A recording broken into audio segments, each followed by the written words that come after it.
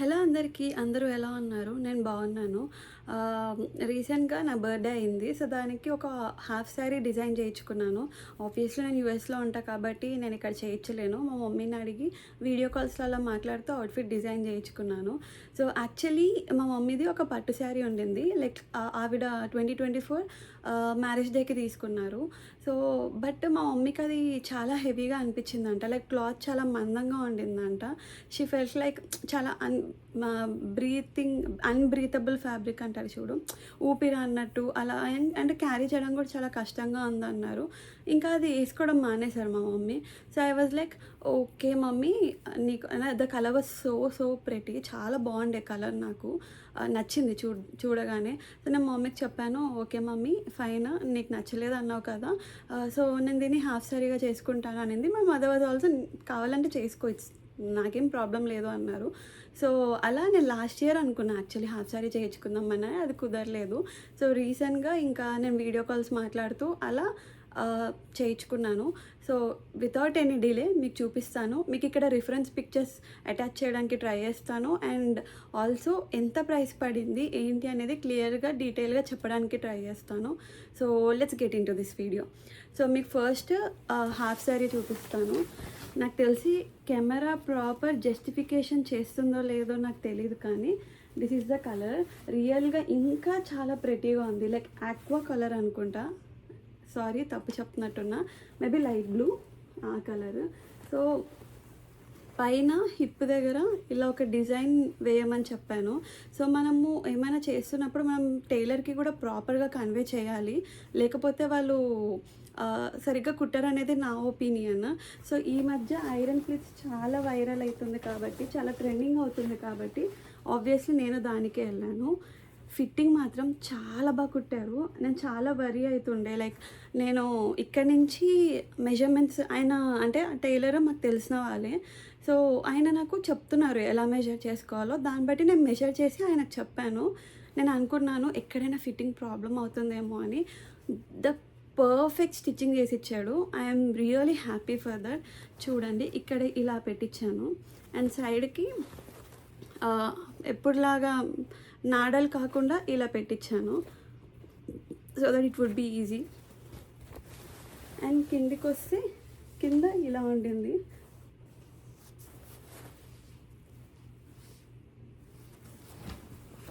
So, ఇది colour కెమెరాలో ప్రాపర్గా క్యాప్చర్ అవ్వట్లేదు. సో, బట్ చాలా షైనీగా చాలా బాగుండింది ఫ్యాబ్రిక్. సో, నేను పర్సనల్గా ఏం సజెస్ట్ చేస్తానంటే, చాలామంది క్లాత్ అనేది చాలా సాఫ్ట్గా ఉండాలి అండ్ చాలా బ్రీతబుల్గా ఉండాలి అంటారు కదా. ఏమో ఇది నా పర్సనల్ ఒపీనియన్ అయి ఉండొచ్చు. ఇది క్లాత్ చాలా మందంగా ఉన్న క్లాత్. అంటే నేను I will try to explain neatly. కొంచెం చాలా మందంగా ఉంది క్లాత్. సో, దీనివల్ల అనుకుంటాను ప్లీట్స్ అనేవి కూర్చున్నాయి, అలా క్యాన్ అవసరం లేకుండానే ఇలా బుట్టలాగా వచ్చింది. నేను రిఫరెన్స్ పిక్చర్ యాడ్ చేసినప్పుడు మీకు అర్థమవుతుంది అనుకుంటున్నాను. చాలా అంటే మేబీ సమ్ టైమ్స్ ఇలాంటి ఫ్యాబ్రిక్తో మనం క్యాన్ పెట్టించుకోకపోయినా మంచిగా అనిపిస్తుందేమో. నేను యాక్చువల్లీ క్యాన్ అడిగాను మా టైలర్ని, బట్ ఆయన ఏమన్నారంటే క్లాత్ చాలా స్టిఫ్గా ఉందండి, నాకు తెలిసి క్యాన్ అవసరం ఉండదు, బట్ చూద్దాము, మీకు కావాలంటే వేస్తాను అని చెప్పారు. సో, ఇది ఓని. నెక్స్ట్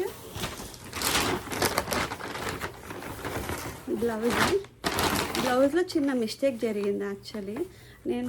ఇది బ్యాక్, నేను ఇది కూడా పింట్రెస్ట్లోనే ఇన్స్టాలోనే అనుకుంటా, ఎవరో ఒక సెలబ్రిటీ, ఎవరో ఒక అమ్మాయి ఇలా డిజైన్ చేసుకుంటే చూసి ఇదే అడిగాను డైరెక్ట్, ఇలా కుట్టమని చెప్పి. బట్ నేనేమనుకున్నా అంటే ఆయన ఆబ్వియస్లీ బ్యాక్ హుక్స్ పెడతాను అనుకున్నా, నేను అది ప్రాపర్గా కన్వే చేయలేదు. ఆయన నాకు ఫ్రంట్ హుక్స్ పెట్టేశాడు. లైక్ ఈ రోజుల్లో ఎవరు పెట్టించుకుంటున్నారు ఫ్రంట్ హుక్స్? సో, ఆయన ఆటోమేటిక్గా బ్యాకే పెడతాడు అనుకున్నాను. నేను అక్కడ ఉండుంటే అట్లీస్ట్ నేను చూసేదాన్ని, లైక్ మధ్యలో ఫిట్టింగ్ ఎలా అయింది, డ్రెస్ ఎలా ఉందని అడగడానికి. సో, మా పేరెంట్స్ కూడా నాకేం చెప్పలేదు. ఇంకా స్టిచ్చింగ్ అంతా అయిపోయాక ఐ రియలైజ్ ఇది ఫ్రంట్ హుక్స్ ఉన్నాయని. ఇట్స్ ఓకే ఫైన్ అనుకున్నా. బ్యాక్ అయితే ఇది చీరలో కొంగు పార్ట్ ఉంటుంది కదా, ఆ కొంగు పార్ట్తో బ్లౌజ్ కుట్టించుకున్నా. ఎందుకంటే దీనికి వచ్చిన బ్లౌజ్ మా మమ్మీ ఆల్రెడీ స్టిచ్ చేయించుకున్నారు. సో, ఆ బ్లౌజ్ అయితే నేనేం చేయలేకపోయా.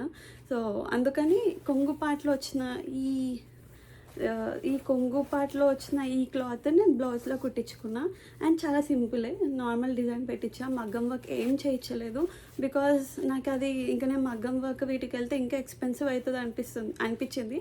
I just wanted it to be simple, గ్రాండ్గా ఏదో పెళ్ళికి వేసుకోవాలన్నట్టు కాకుండా ఇలా నార్మల్గా స్టిచ్ చేయించుకున్నా. So coming to sari cost, ఇది వచ్చేసి అప్రాక్స్గా చెప్తున్నాను, ఎందుకంటే ఇది మా మమ్మీకి ఎవరో గిఫ్ట్ చేశారు. ఈ శారీ మా మామయ్యనో లేకపోతే మా పిన్నియో గిఫ్ట్ చేశారు. సో శారీ కాస్ట్ నాకు తెలిసినంత వరకు 5,000 అనుకుంటా. నార్మల్గా half sari outfit from scratch చేసుకోవాలంటే అంత కాస్ట్ పెట్టక్కర్లేదు శారీకి, ఆబ్వియస్లీ నేనైతే పెట్టను. బట్ ఆల్రెడీ ఇంకొంది కదా శారీ అని చెప్పేసి కుట్టించుకున్నాను. The sari cost around 5,000 to 6,000. And coming to oni, ఇది ఓని, ఇది పెన్ కలంకారీ అంటారు కదా, ఈ మధ్య చాలా ఫ్యాషన్ అవుతుంది ఇది. సో నేను కూడా దానికే వెళ్ళాను. యాక్చువల్లీ మా మమ్మీ నాకు ఇది చావ్లీలో తీసుకున్నారు. వీడియో కాల్ చేసినప్పుడు రెగ్యులర్ ప్లెయిన్ ఓని విత్ బార్డర్ ఉంటుంది కదా, అదే చూశారు మా మమ్మీ. ఆబ్వియస్లీ అందరూ అదే వేసుకుంటున్నారు ఈ మధ్య. సో మా మమ్మీ కూడా అదే చూశారు. బట్ వెళ్ళేటప్పుడు అంట, లైక్ బిల్లింగ్కి వెళ్ళేటప్పుడు ఎవరో ఒక అమ్మాయి ఇలాంటి క్లాత్, ఈ ఫ్యాబ్రిక్లో ఉన్న క్లాత్ రెడ్ కలర్ ఏదో పర్చేస్ చేస్తుండే అంట. సో షీ వాజ్ లైక్, ఎక్కడ తీసుకున్నావు అంటే సో అండ్ సో సెక్షన్కి వెళ్ళండి చూపిస్తారు అన్నారు. సో అక్కడికి వెళ్తే అప్పుడు మా మమ్మీకి యాక్చువల్లీ ఈ కలర్లో, అంటే ఈ కలర్లో కావాలి కదా మనకి ఓని. సో మమ్మీ ఎంత అడిగినా ఎంత వెతికినా ఈ కలర్లో కనిపించలేదంట. అండ్ లాస్ట్కి ఇది కనిపించింది. And this was the only piece they had. So చూసారా ఎంత ప్రెటీ ఉందో. యాక్చువల్లీ నాకు తెలిసి ఓనీ వల్లే నాకు డ్రెస్కి చాలా అందం వచ్చిన ఫీలింగ్ వచ్చింది. So I was like, first 2,200 అన్నారు ఈ ఓనీ, అండ్ ఆ ఓనీ వచ్చేసి 1,600 అన్నారు. ఐ వాజ్ లైక్, అంటే ఫస్ట్ నాకు ఇది ప్రైజీ అనిపించింది. I don't want to go with that much budget. తర్వాత మా మమ్మీ వాజ్ లైక్, సరే చాలా ప్లెయిన్ ఉంది కదా, సో ఓని కొంచెం గ్రాండ్గా వేసుకో బాగుంటుంది అని చెప్పారు. సో మా మమ్మీ సజెషన్ ప్రకారం ఇది తీసుకున్నా. And I think I will never regret this. So ఓని వచ్చేసి చావ్లీలో తీసుకున్నాను. సో ఇది ఓని, ఐఎమ్ సారీ రివర్స్లో చూపిస్తున్నా. సో ఇది ఓని. సో ఇప్పుడు అవుట్ఫిట్ వచ్చేసి ఎంత కాస్ట్ పడిందంటే, నాకు స్టిచ్చింగ్ నాకు తెలిసి 2,000 తీసుకున్నారు విత్ లైనింగ్ వాళ్ళే ప్రొవైడ్ చేశారు. So if you ask me, ఇది బడ్జెట్ ఫ్రెండ్లీ అంటే ఆబ్వియస్లీ నో. అంటే చాలామంది అవుట్ఫిట్ ఫ్రమ్ స్క్రాచ్ బడ్జెట్ ఫ్రెండ్లీలో కూడా చేసుకున్న వాళ్ళు ఉన్నారు. బట్ నాకు ఇది క్వైట్ ఎక్స్పెన్సివ్ అనిపించింది, ఎందుకంటే శారీ కాస్ట్ తీసేస్తున్నాను. శారీ కాస్ట్ నేను కౌంట్ చేయట్లేదు. స్టిచ్చింగ్ 2,000, ఓన్లీ 2,200, 2,400 అలా పడింది. So let's consider it as 2,000, ఓకేనా. సో 4,000 ఒక డ్రెస్కి స్టిచ్చింగ్కి మ్యాచింగ్కే పడింది. అంటే మేబీ ఇది నా ఒపీనియన్ ఏమో, I felt it quite expensive.